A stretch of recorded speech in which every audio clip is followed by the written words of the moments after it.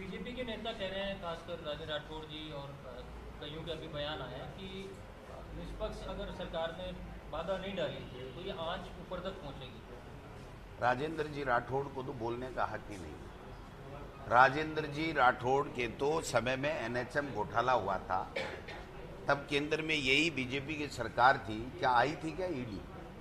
किस किस के क्या क्या मिला था? और एक बात बता दीजिए, पिछले 5 साल में ऐसा एक भी घटना नहीं हुई भ्रष्टाचार की जिसके ऊपर ईडी को आना चाहिए था?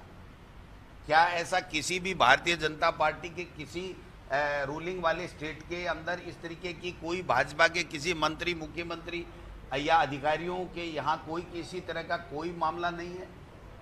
आप बताइए, केवल कांग्रेस शासित राज्यों में जहां पर सरकारें अच्छा काम कर रही हैं, ईमानदारी के साथ में काम कर रही हैं, और जो घटना घटित होती है उसके ऊपर त्वरित एक्शन लेते हुए बड़े से बड़े लोगों को पकड़ रही हैं। अब ये क्या करेंगे आप बताइए कि जब आरपीएससी के मेंबर को हमारी सरकार ने बर्खास्त किया, हमारी सरकार ने उसको पकड़ा, उसके पैसे मिल गए, तो कोई छुपाया थोड़ी हमने। जब हमारी सरकार ने कुछ छुपाया ही नहीं तो फिर ये नोटंकी क्यों? बट मैं फिर ये कहना चाहता हूं कि अगर किसी ने कोई भी अपराध किया है और जिस धारा में और जिस एजेंसी के लायक कोई मामला है, तो उसमें किसी भी तरह की जांच करने में हमें कोई तकलीफ नहीं है और हम तो उसका स्वागत करेंगे। बट जो ये मामला आया गया है ये केवल और केवल पॉलिटिकली है, और वो इसलिए है कि 12 महीने से बीजेपी के नेता कह रहे थे, सबको डराने की चेष्टा कर रहे थे कि ईडी आ रही है, ईडी आ रही है, ईडी आ रही है। अरे भाई, ईडी में भी आदमी काम करते हैं। ईडी के अधिकारी एक सीमा तक आप उनको मिसयूज करने की बात कर सकते हो, लेकिन वो भी तो व्यक्ति हैं। वो आपके सारे के सारे पॉलिटिकल टास्क पूरा नहीं कर सकते।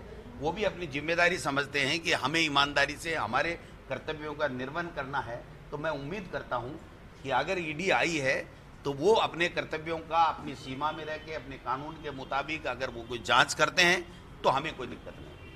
लेकिन इस भजनलाल बिश्नोई के साथ में कई कांग्रेस नेताओं और आपकी से कई नेताओं की फोटो भी वायरल की जा रही है सोशल मीडिया पर, और आपके जो विरोधी हैं वो आरोप लगा रहे हैं कि कांग्रेस के नेता भजनलाल बिश्नोई तो अब तो ईडी आई गई ना, जांच कर लेने दो। अगर किसी ने बेईमानी की है तो वो जेल के सलाखों में होगा, दिक्कत क्या है? फोटो से ही अगर अपराधी बनते हैं तो बनाओ ना फोटो। कौन बनता है? हमें तो लाखों लोग मिलते हैं भाई, हम तो नेता हैं, इसलिए लाखों लोग मिलते हैं। मेरे साथ किसकी फोटो आई? मैं तो भजनलाल नाम के व्यक्ति को कभी जानता नहीं, न मैंने कभी जानने की चेष्टा की। बाबूलाल कटारा को भी मैं तो नहीं जानता।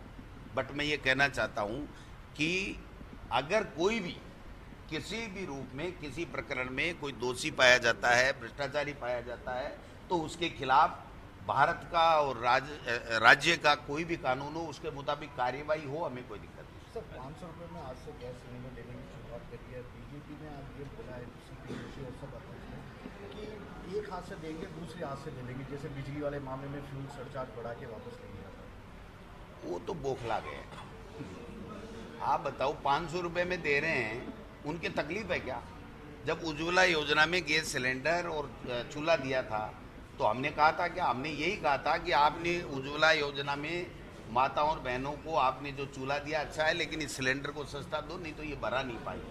और ये वो नहीं भरा पाए, उसके बाद भी वो उनका सिलेंडर किसी काम में नहीं आया, चूल्हा किसी काम में नहीं आया। वो काम में आए, उनको धुएं से मुक्ति मिले, इसके लिए हमारे मुख्यमंत्री जी ने ये जो 500 रुपये में सिलेंडर देने का काम किया है। इसमें भी हमको कोऑपरेट नहीं कर रही है केंद्र की सरकार, डाटा नहीं दे रही है कौन कौन उज्ज्वला योजना। हम तो मांगे, कभी डीएसओ से मांगते हैं, कभी गैस एजेंसी वाले से मांगते हैं, कभी किसी से मांगते हैं, और हम तो पहले ही पैसे जमा कराने को तैयार हो। केंद्र अगर सहयोग करे तो हमको हर के खाते में डालना पड़ेगा, वरना तो हम तो पहले ही कह देंगे कि साहब एक मुश्त आप बता दीजिए, हम पूरा का पूरा आपको पैसा दे देते, इनको 500 रुपये में दे दीजिए, हमको दोबारा उनके खाते में पैसा डालना ही नहीं पड़े।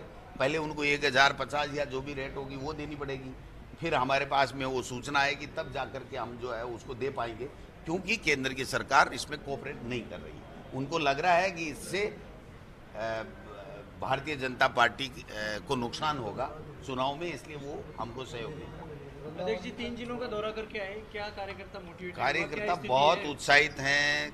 राज्य सरकार की जितने भी फ्लैगशिप योजनाएं हैं उसका लाभ अंतिम छोर में बैठे व्यक्ति तक मिल रहा है, वो लोग खुश हैं। एंटी कमेंसी नहीं है, कार्यकर्ताओं में पूरा जोश है। और अब 9 साल बाद में मोदी जी के नाम से भी अब वोट नहीं पड़ने वाले हैं। ये आम कार्यकर्ता कह रहा है कि 9 साल हो गए, देखते देखते एक भी काम ढंग का मोदी जी और मोदी जी की सरकार ने किया नहीं। ये जो अभी ईडी फीडी कर रहे हैं ना, यही काम किए इन्होंने। या नोटबंद किए, पहले 500 के कर दिए, फिर 1000 के कर दिए, फिर 2000 के चला दिए, अब 2000 के बंद कर दिए, अब 3000 के चलाएंगे, 5000 के चलाएंगे, 100 के चलाएंगे, क्या करेंगे भगवान जाने। तो इनका कोई विजन नहीं है। इनको हर चीज को वो चुनावी चश्मे से देखते हैं